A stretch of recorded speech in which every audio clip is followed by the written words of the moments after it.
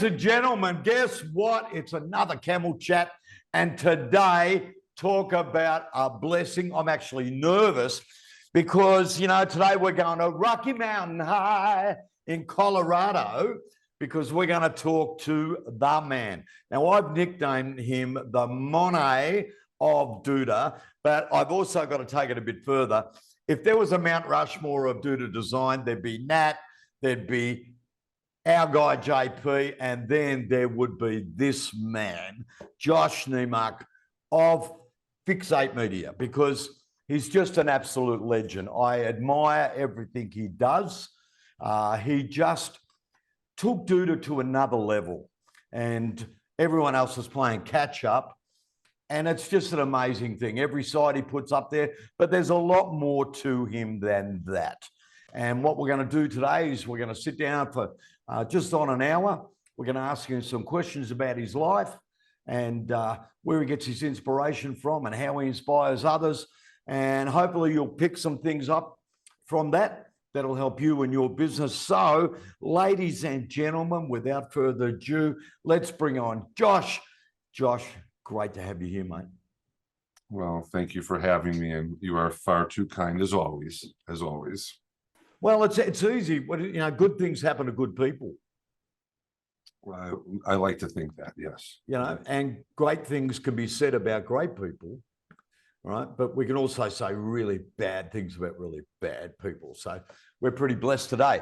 So what I want to do is I want to start it off by, everyone knows you in Duda and all that sort of stuff, but what we want to know is a little bit more about you. So I'd like you to do what I call the Josh elevator pitch early life. And that is just give me 5 minutes on where you were born, mum and dad, how you were raised, what sort of childhood, school, all that in 5 minutes. And we'll go from there because we usually pick up some great nuggets.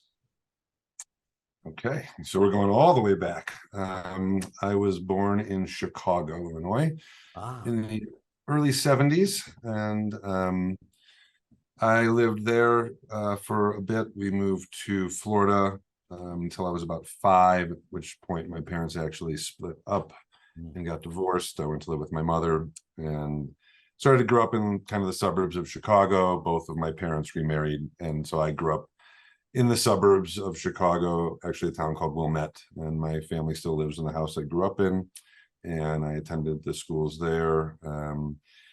Shortly after graduation, or not shortly after graduation, came out to Colorado actually, and attended CSU for a period of time before moving back because of some family issues to Chicago and attending school there at the same time.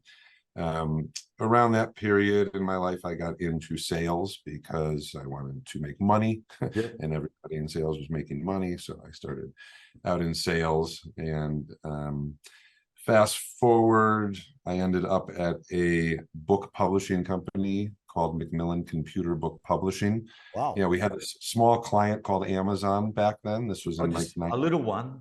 Yeah, 97, 98 time period. They used to make fun of Jeff Bezos because he lost money on every transaction for many, many years. But I was literally selling, C+ certification manuals. I was bundling Linux, Red Hat Linux software with books and selling that into different channels. And it was really boring. And a gentleman who was actually dating my sister, he was a television producer, said, "You should come work with me and start a television production company." And I was like, sounds way better than this. So let's do that. And we literally started, he had a desk, I had a 5-gallon bucket, and I had AOL dial up, and that's how we started this company. And a couple of years in, around 2000, we started to get more serious about what was termed back then the new media revolution, websites and DVD ROMs for training and things like that. And so that was kind of my entry into the web world, was in 1998. And back then we built an ASP.NET. That company continued on for about 10 years until almost 10 years. It was sold in 2007. And I got involved in a startup who needed a website. And they said, "Oh, Josh, you've built websites and you work for this big company." And I was like, nope, don't have a team of people anymore. No, thanks. And they didn't care, right? And so I started building websites for old agency clients. And at the time, I had started building in Squarespace. I discovered that platform when there were two employees that were there, Anthony Castellana and one other. Wow. Support. Yeah, I was 3 years out of his dorm room. And it really resonated with me because we had always taken an antithetical approach to design and development and Yep. in our previous business, which was empower the client. Don't Yep. hold them hostage, empower them, give them the tools. So we were building content managed websites back in 2001.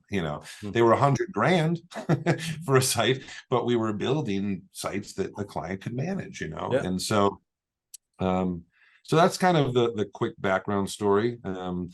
I did that for about 3 years, and then Fixate kind of started to really take hold around 2010. Fixate was founded by my wife, Susie, and myself. Wow. And she worked very actively in the business for many years to help grow the company. Yeah, and my son works here since he was 14 and still. So we're still very family oriented. We've grown today to 14 people, and we have people all over the world. Just I've heard in a few webinars, I think I do a webinar, borderless talent, is a term, and We are. it's a true term, Yeah. today for many and for us as well. Mhm. And so that's, brings us kind of to today and Fixate Media, which we only build in Duda these days. We do not any longer build in Squarespace. And we focus on small to medium business as probably a big chunk of our pie. We still serve a lot of agencies and partners that we've always had. Sometimes in an open fashion, sometimes in a white label fashion. And then, being one of the solutions partners at Duda, we have the opportunity to work on, different fulfillment projects, from template design to more complex white label type of offerings. Okay. So, that's a pretty good 5 did I do it in 5 minutes? It was right in Mate, 5. you did it in 5. You take my hat off to you. So did mum bring you up? Just your mum? My mom and my stepfather, and I would visit my father. Okay. And so what did mum do? At that point, she was married to a gentleman who worked, and she didn't have to work. So she was a homemaker. Okay. And which was what she wanted to do at that time as well. Yeah. Okay. Was she the biggest influence in the growing years? Yes, for sure. So culture-wise, what did she teach you? Well, I mean, growing up in the Chicagoland area, it's very diverse culturally, from the children you go to school with to the museums and restaurants and literal areas of the city that are dedicated to different cultures. So I was very fortunate to be exposed all around my life to different cultural things. We didn't travel probably quite as much. Our travel was more to the warm spot to get away from Chicago in the winter time. Yeah. But I was probably fairly decently exposed. Yeah. Yeah, it's funny because one of the things I have noticed doing these is a lot of people, and maybe it was just a sign of the times, but a lot of people were just single parent, right? But it's that grounding, that culture you get when you're a kid. It's just amazing how when you get into business and everything else. And I say that because, like my father, my mother was the biggest influence in my life, I thought, until I got older. And I always said I respected my father, but I didn't love him, which is a terrible thing to say. And I rectified that and used further. But one day, when I looked at my success and I looked at the way I manage and I looked at the way I do things, I finally realized, hang on, I got all this from my dad, right? That all the things that, my value system, everything else, I got from my dad. And I used to think he had no influence in my life. And, I remember my father was one of those where I was an athlete and my father never came to watch me run. One day he did, and I ran third and he walked out of the event, right? He was that type of guy, you either win or nothing, right? He was crazy. But if you're not winning, you're losing. If you're not winning, he was really sort of like saying, and all he said to me afterwards, you should have won that. That's all he said. And I sat back and thought, oh my God. So it was like one of those things, but it's amazing how a lot of where we are when we're in our 40s, 50s, 60s, there's been that one major influencer or where we were brought up. Like you sort of talked about Chicago, all the different, races, creeds, colors. Myself, I was brought up in the western suburbs of Melbourne, same thing. Every race, creed, color you think of. And I didn't realize that when I got in the international business, it was so easy for me to talk to anybody because we were used to that. It's crazy. So I love that. When you're talking about Chicago, talking about mum, stepfather was obviously good as well. So, that's a good thing. But then you're moving into Fixate. You said your wife started it? We started it together. So started together. After we sold the other agency that I was with for nearly 10 years, I got involved in a startup who needed a site. So that's how that was kind of the first site of Fixate outside of the company I was with before. How did you get the name? Fixate Media? Yeah. My obsessive compulsiveness about things. That's what I'm asking. Particularly about my work. I've been known to cancel a meeting or two with a client because I wasn't happy still and needed more time to, So the Fixate is real. You're fixated by everything you do. Yeah. And I try to hire folks that are similar minded. And it's still there? Yeah. Oh, yeah. It hasn't faded. I think it's, like in a serious way, lots of people have special gifts like that, but I try to channel it towards things that are beneficial versus things that are not beneficial. Pixel perfect fixated or overall? No, I would say it's more just a generalist. I just fixate on things generally. I mean, I am the guy in a production meeting that will catch the one heading that wasn't emboldened out of 7 pages. Like I'm that guy. Like you just narrow and zero in on that. Yeah. But I think I think our team appreciates it. Actually, it helps them become better at what they do. Let me ask you a question. Do you think in this day and age, and I think Facebook is social media overall, like if you look at our spelling sucks, right? Because we don't care anymore. I'm hopeless. People have got to learn Shane speak in this company because I'm not going to correct my spelling. I just type what I feel. Like I spell gorgeous, Gorgeous. That's how I spell it. Right? That sounds right to me. Yeah. And nothing's beautiful. Everything is super sexy. That's the way I speak, right? But when it comes to an actual website and you're fixated with it, right? Which is a great thing. I wish I was like that. I am when it comes to selling things, managing people. I'm anal on that stuff, right? But do you think the customer in this day and age that they actually look at that stuff? Or do you think, hey, it's gone the way of social media. It's like spelling. Nobody really cares. Show me what you want to sell me. Tell me what you want to tell me. I don't care if it's got a heading wrong.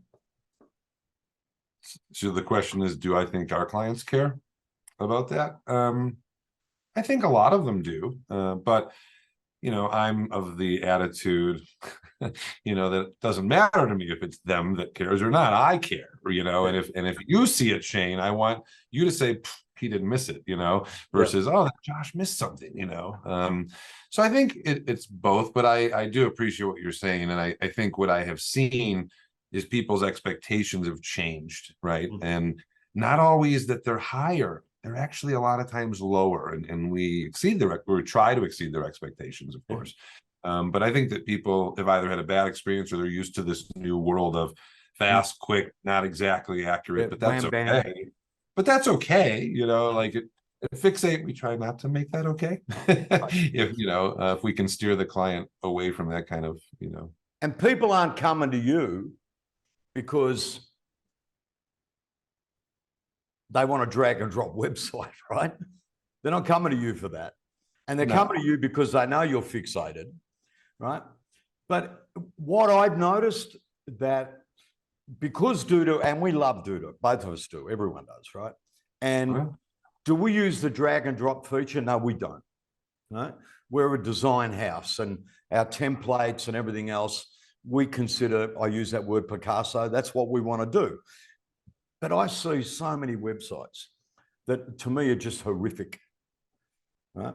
And they're this drag and drop thing because they don't really care about alignments and things like that. They don't, like me, I hate it if a picture is just shoved there. To me, it's got to blend in with the whole website. I'm fixated on that. It's got to look part of it. But you see them where they've drag and dropped it. But their attitude is, well, customers these days don't care about that. Do you agree or disagree? I would agree that there are customers that don't care about that as much. Yeah. But again, like thinking about that question as it relates to like, what's currently in the shop at any one time, I do see our team pushing our clients a lot of times, not the client pushing us, but us pushing them, saying, okay, we put stock imagery in there. Do you want to get some? What do you think? You're like, oh, just find some for us, right? Like, you're doing a dentist website and there's like, it's okay, just take everything, whatever you got. Like, no, not whatever you got. Get some pictures taken. You have a phone, turn it sideways. So true. An iPhone's like an SLR now. Oh yeah. Yeah. It's a whole production studio in your hand. Mate, Videos. tell you, like we're an Apple household, but when it comes to our photos, we've got a Samsung. That Samsung is a production studio. You're correct. So don't give me that BS. Oh, we've got to get a bullshit. You can take pictures of your food, get on YouTube, watch a thing for 5 minutes on how to take pictures of food, cars, plastic, whatever you want to do. There's no excuse. But getting back to it again, is there deals you'd walk away from?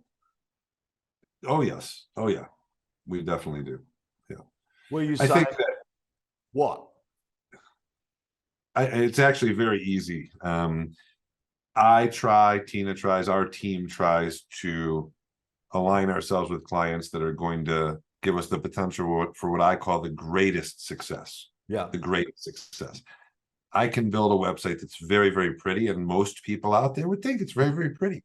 But if I showed you that next to one that we pushed back and forth with that client for 4 or 5 weeks and collaborated well, there's a cohesiveness about that site that's different, right? And people often ask, like, why does that look better? So the client worked with us more, right? And here at Fixate, we're very, very big on not making a decision for our client. We try to make them with our client, right? So try to take my experience and all of the work that we've done and their specific use case and the archetype they're pitching and try to create something specific for them, but having them understand why along the way, so our process is very much oriented to take somebody through that, right? Like, why do you need this? And why are fonts important? And here's why we're going to be looking at pictures. But our process also takes 4 to 6 weeks minimum for a normal job, Some are 8, some are 10. And as you know, some are 2 years, some of them, aren't they? That's crazy. We knock them out in 14 days, but we have to. Right. No. Yeah. That's the business we're in. But right. If we go back pre-COVID, a lot of websites were like art galleries and Wikipedia. Okay. So there was a lot of beautiful pictures or graphics or whatever. There was like reams and reams of about us and all that sort of stuff. And, people would say, well, that was a website. It was 5 pages. It had lots of information, pH balance of shampoos, if you were selling shampoos, all that sort of stuff. Pictures of people throwing back their hair or, sliders with videos on them and all that sort of stuff. And then COVID, all of a sudden, the website had to become the shop front. It had to have that experience where people would normally walk through your front door and you'd say, hi, how are you? Welcome to Planet Blog. What are you looking for? Can I show you anything? All of a sudden, the website had to do that.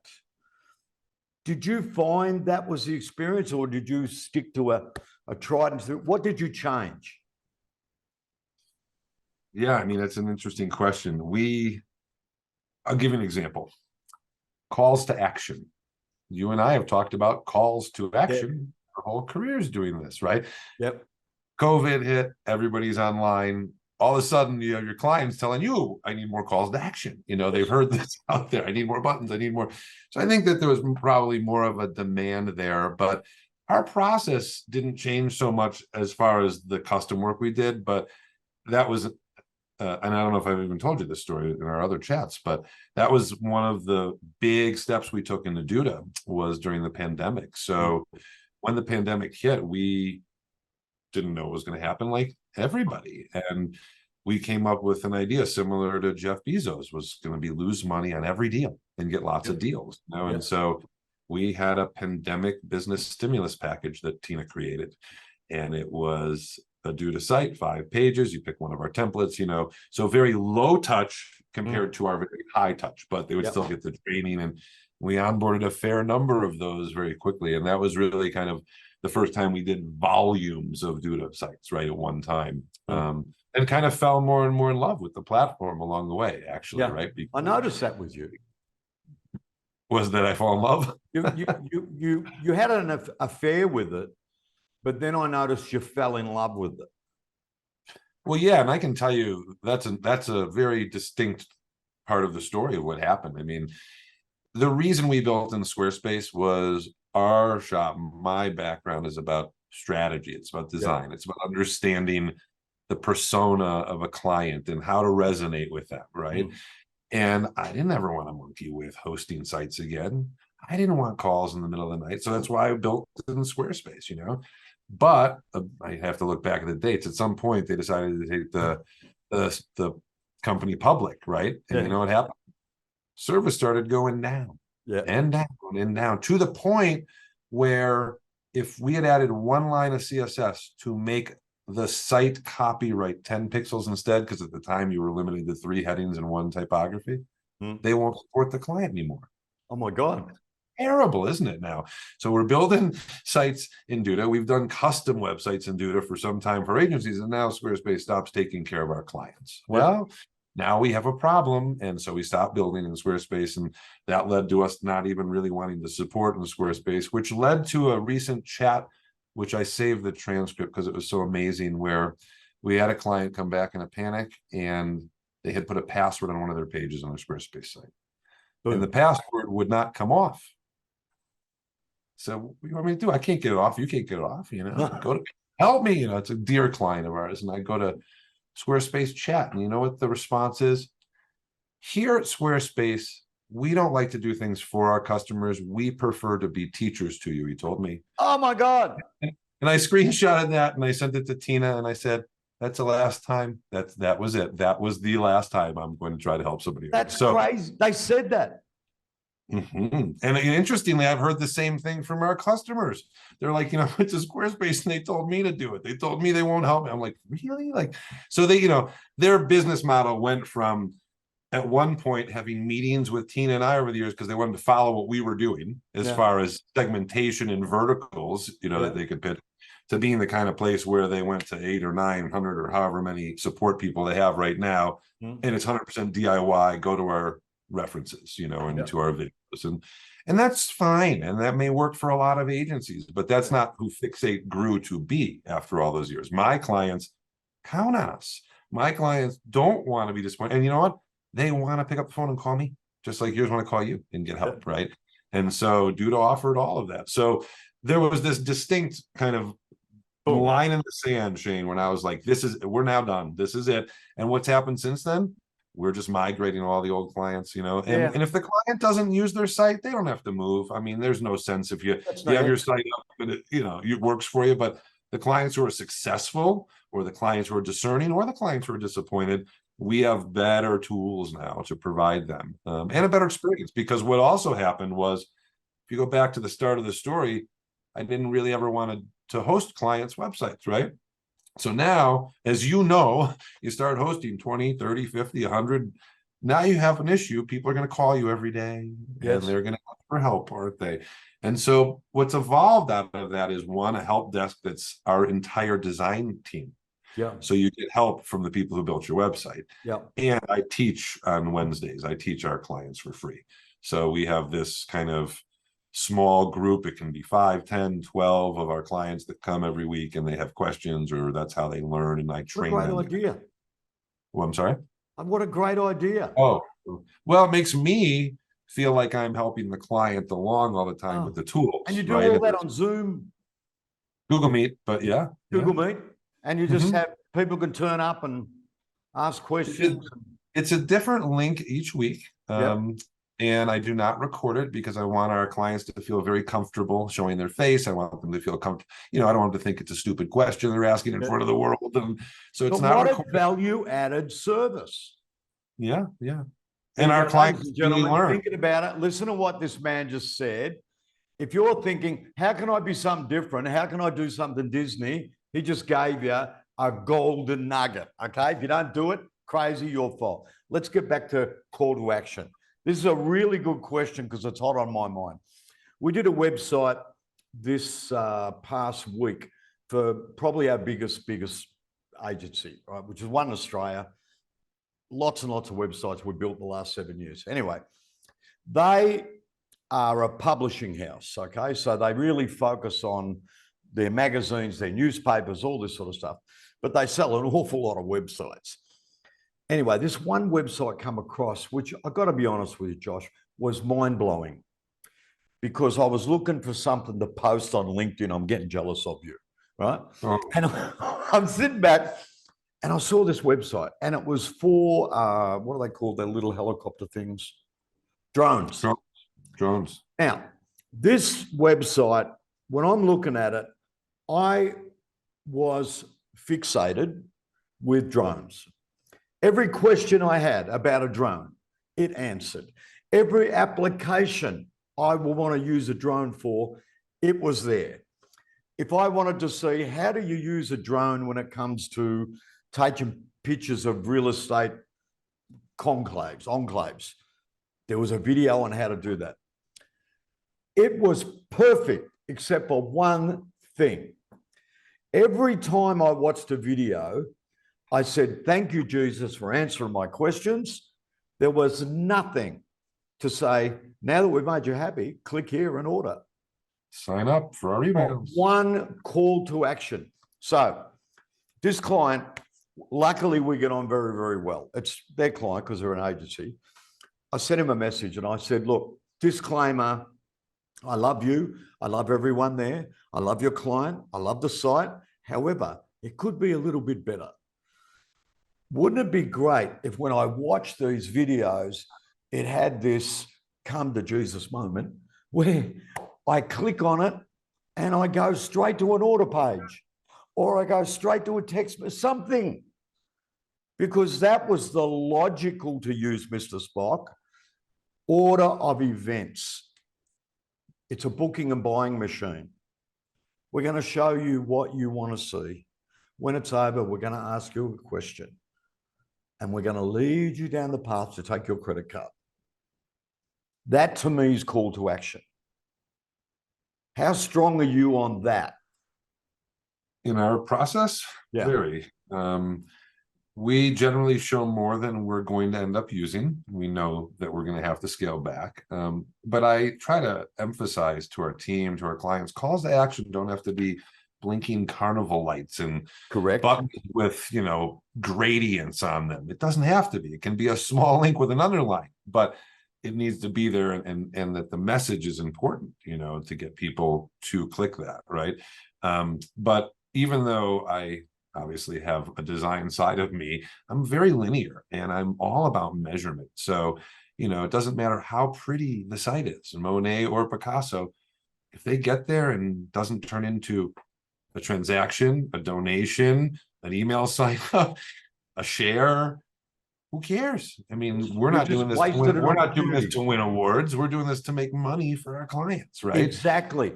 But you know, let's go back to that thing where we talk about the drag and drop website. That, I mean, it makes me nervous when I see them. So I can imagine what it does to you, right?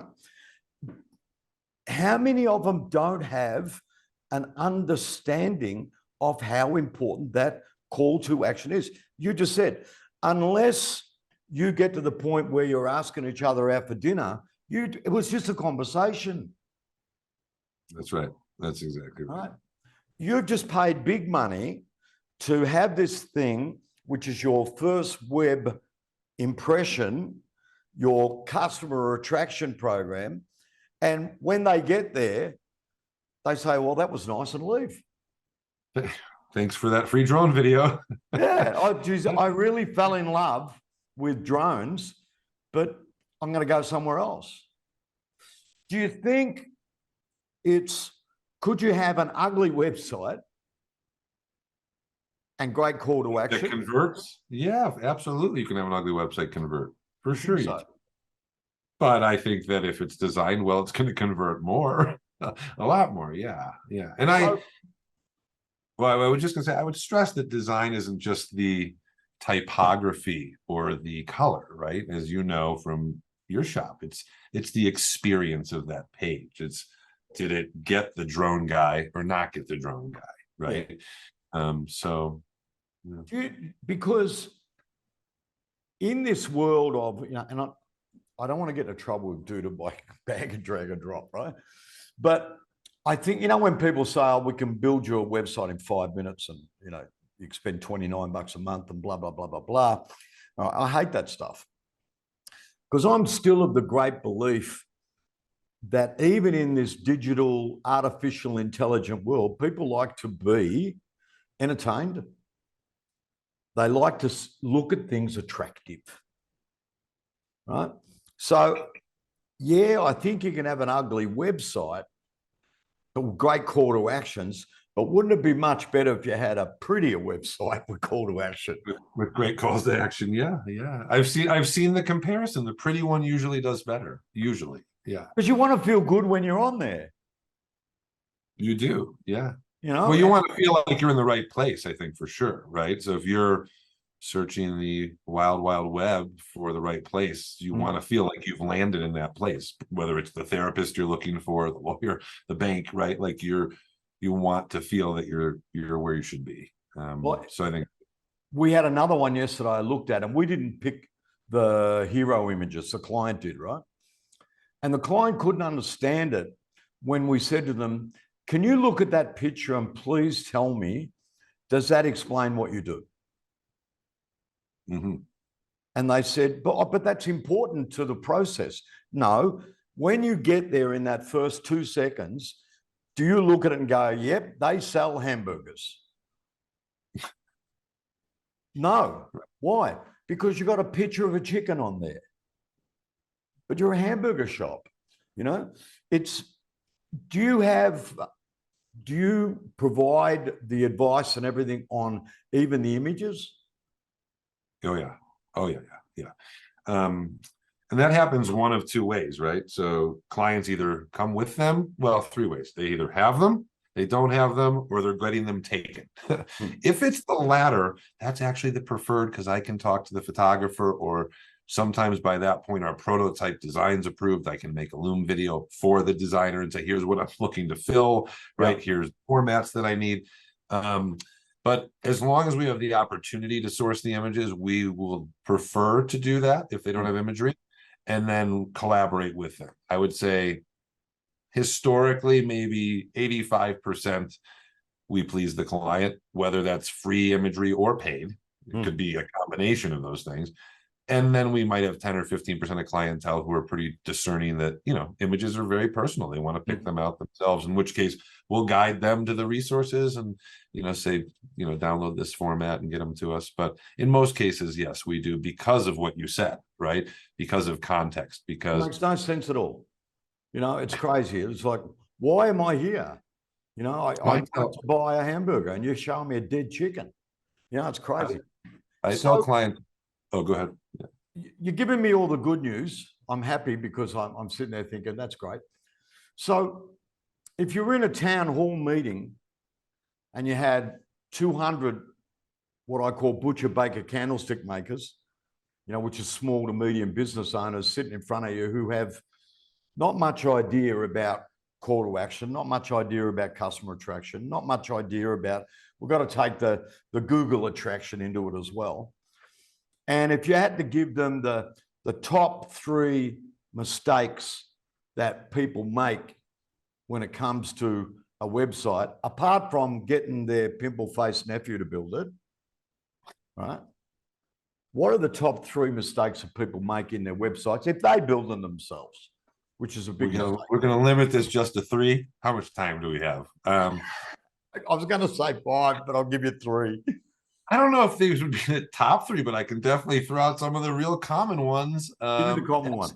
Let's start with SEO. Oh. SEO. Those words, SEO, search engine optimization, those letters, excuse me. If you're DIY, don't forget to fill in your site title and your site description. At a minimum, don't forget that. Minimum. If you can go beyond that, wonderful. Also, don't leave pages enabled and able to be found by search engines and bots when they shouldn't be enabled. That will not help your search efforts to have, Greek text all over pages getting indexed. So, take hold of SEO, right? I would say that we see a lot of silly mistakes with DIY sites, or clients were taken out of DIY sites where they don't do any type of testing of their own website. Now, I'm obsessive compulsive. Yeah. We have a 52-point QA and testing process. That's how obsessive compulsive I am. 52 points. Yeah, we could talk about that on another show, but starts with the favicon at the top. That's where we start. At the top, we go all the way to the bottom on every page, but so many clients don't hook up. There'll be an email icon linked to nowhere. You'll hit submit on the form and it doesn't submit. Like, did anybody think to test these things before? So SEO, testing things a little bit. And then as it also relates to testing, so I'm not even talking about content and calls to action, look at it on a mobile device, give it a shot, because left, right, top to bottom, the way a book reads is how things are going to be responsive. And clients don't typically understand that, particularly when they're DIY. So they'll say, oh man, I've got text, image, text, image. Why isn't it going text, image like I want it to go? Right. So I would say SEO, get your SEO buttoned up if you're doing your site on your own. Don't make silly mistakes that are hard to undo. That would be number 1. What's number 2? What was number 2? I'm getting so old now. Number 2 was, what did I say number 2? Rewind the tape. I said related to it was don't leave pages enabled that can get indexed with things on them you don't want. Number 3. Check everything on your site before you put it online. Make sure every link works. Make sure your form goes through, because it doesn't matter what it looks like if your form doesn't work. It doesn't. And frankly, I tell some clients, check things routinely. If you get a lot of inquiries, you haven't seen an inquiry in 4 days, go submit your form to yourself and see if there's an issue. Make sure your email is not having a problem. So you mentioned mobile, and this is a thing for me, because we first started making mobile websites. That's what we did. We tacked them on the end of WordPress websites, right? And we sold thousands of these mobile sites. And I loved them because they had these really sexy buttons that we could, make all customized and gorgeous.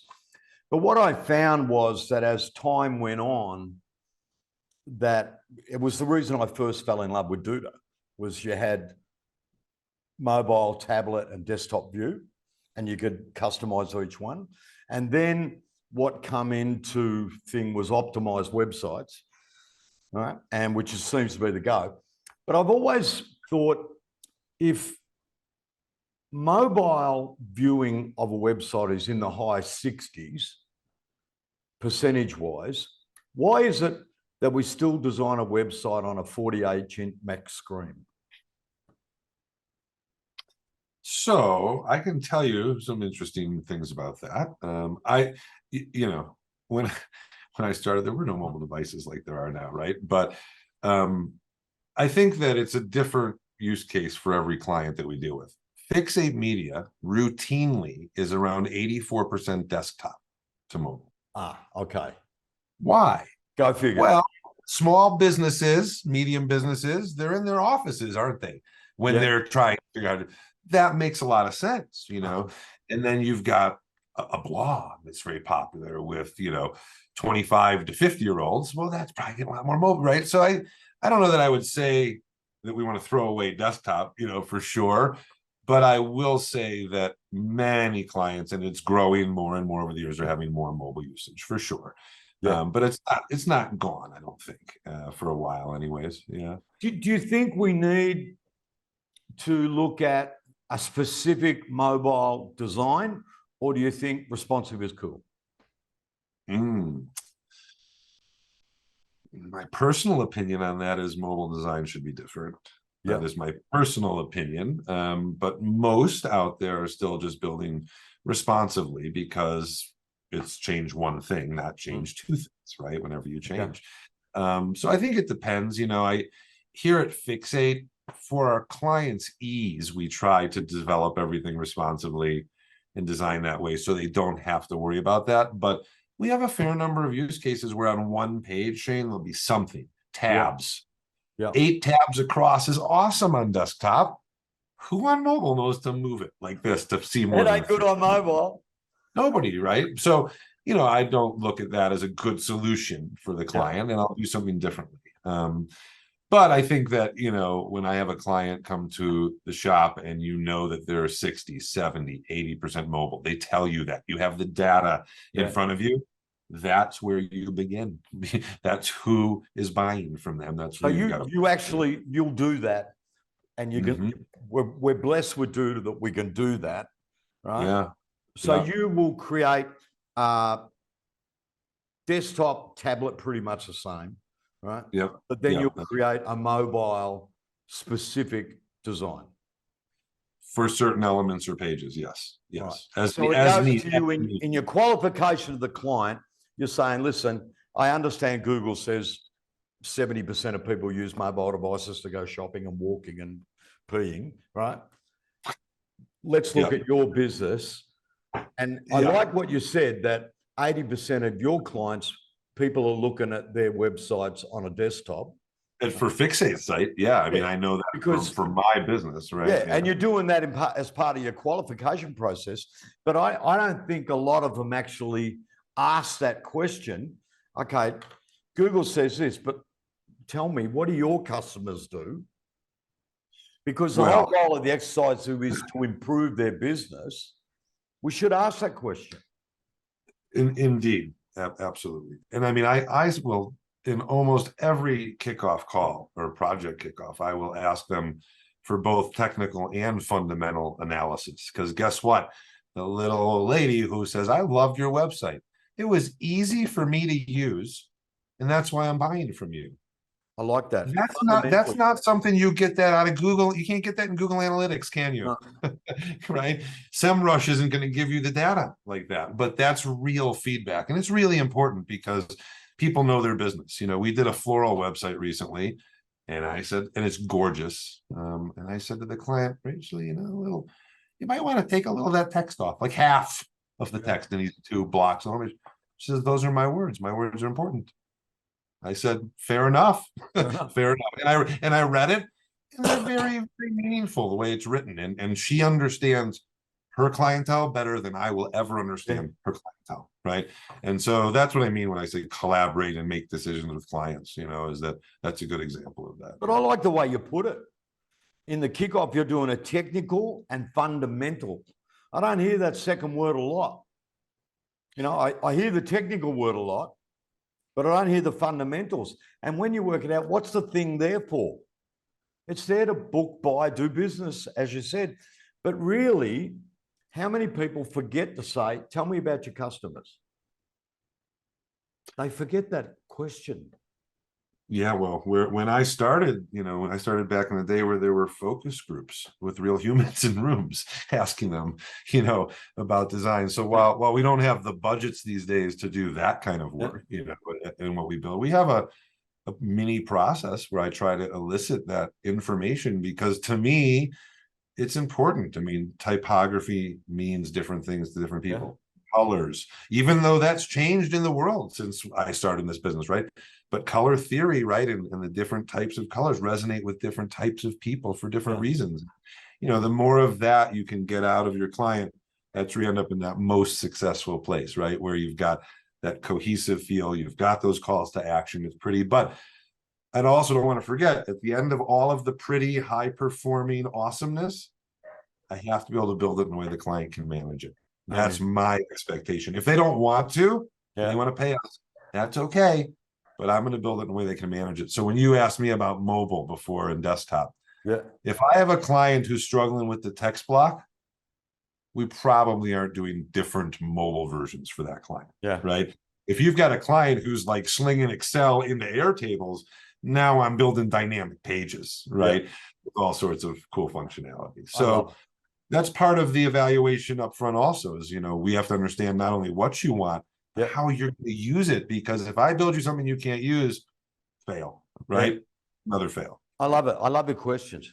Go back to the town hall. So you've answered these, or you've given these guys the 3 points of misery of what you shouldn't do. And then, it's gone on well, and it's all about the end. And one guy gets up and he says, "Excuse me, sir, can I ask you a question? If you had to give advice on the 3 things you shouldn't do in business, what would be those 3 things?" Lie, cheat, steal? No. Well, yeah, don't lie. Don't lie to your customers. When the For truth real. will do, yeah. Yeah, the truth does fine. You don't have to lie. People are pretty reasonable out there, Yeah. Try really hard to look at your team and shift their roles based on where they're succeeding and where their interest lies. Yep. So the lead of our design team under me was hired as my virtual assistant years ago. Crazy. And I said to Tina, we have a mismatch here. I said 2 weeks in, we have a mismatch. We have skills here I can develop. So, don't lie. Look at your team and try to help them grow. And if you do that, also they stay interested, right? They don't leave, right? If you're nurturing them. This is why I love it. And then, I'm going to speak just personally about Fixate and what I have found successful. Empower your client and don't make it lip service. Everybody out there professes to, I'll do a free consult, I'll do this, we collaborate. I mean, I don't even like to use that word anymore. It's like such a trendy buzzword that you know what I mean? But I mean, work with somebody very closely and show them that you care. If you do that, not only will they hire you again, they'll pay you more than the other guy. Because they like getting taken care of by people that they trust. So, but don't lie to anyone, business or otherwise. It's bad to lie. Yeah. And I think don't be afraid to tell the truth. Yeah. Yeah. Like, one, if you screw up, tell them you screwed up. Right. That I admit total liability. I lay on the cross, I just sit back and go, here's the nails, put them in, I'm ready, because we've screwed up. Right.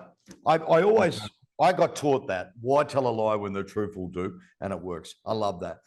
Yeah. Last question, because you wouldn't believe it. Like that, an hour is gone. And I want to keep going.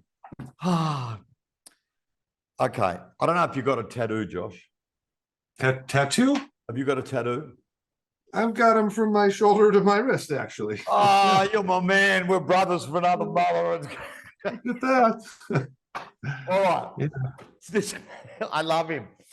So, if you walk down the local tattoo parlor now, and I tell you why I'm asking this, because I have one up here that I don't show many people. It's very personal, right? And I had that tattoo done. I had it done in Los Angeles. And the whole idea behind it was I was about to do something that I wanted to remember that as the best thing or the worst thing I ever did. But I wanted it there as a reminder, right? And it's got words on it that are particular to me, that if I look at those words, it motivates me instantly. So if you went down to Joe's tattoo parlor and you had to have 3 words tattooed on the arm to motivate you, what would those 3 words be? They have to be my own words? Your words. My words. Let's see. Command Z or Control Z is only 2. Gosh. I don't have anything that profound. I don't know what to say. Do not lie. No. Do not lie is a good one. Do not lie. I've been known to some, as a workaholic in my life. It might be something about character and work, I suppose, And I don't know what those 3 words would be. Yeah. You know, like the SAS has got Do not lie. who dares not. wins, right? Who dares wins? Who dares wins, right? Like in your case, is your number one thing where you sit back and it will piss you off, bring you down. If someone lies to you, does it really get to you? Yes, you're picking that up. Yeah, yeah, absolutely. You know what I mean? So don't lie. Yeah. And well, it makes the job harder, doesn't it? If it makes your job harder, but it makes lives harder. You know, where people, I don't care how bad it is. Tell me the truth. Because if you lie to me, right, I have a special set of skills, right? That's my favorite speech, right? I have a very special set of skills that I will reactivate if you lie to me, right?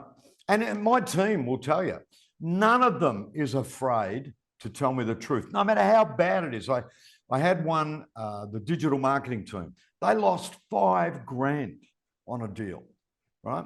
Which happens with Google Ads, right? I don't know if you do Google Ads.